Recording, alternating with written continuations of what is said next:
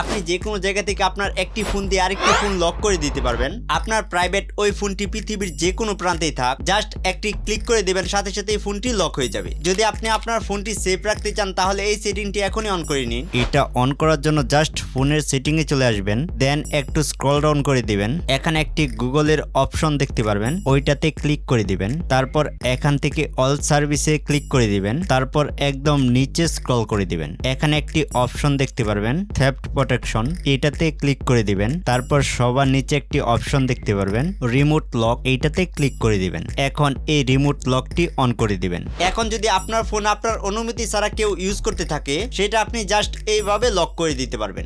Just গুগলে এসে android.com lock লিখে সার্চ করে দিবেন। তারপর ফার্স্ট ওয়েবসাইটে ক্লিক করে দিবেন। এখানে আপনার মোবাইল নাম্বারটি দিয়ে দিবেন, দেন এখানে লক ডিভাইসে ক্লিক করে দিবেন। দ্যাটস ইট, আপনার প্রাইভেট ফোনটি সাথে সাথে লক হয়ে যাবে। তো এখনই ট্রাই করতে পারেন আর আপনার ফ্রেন্ডকেও শেয়ার করে দিতে পারেন।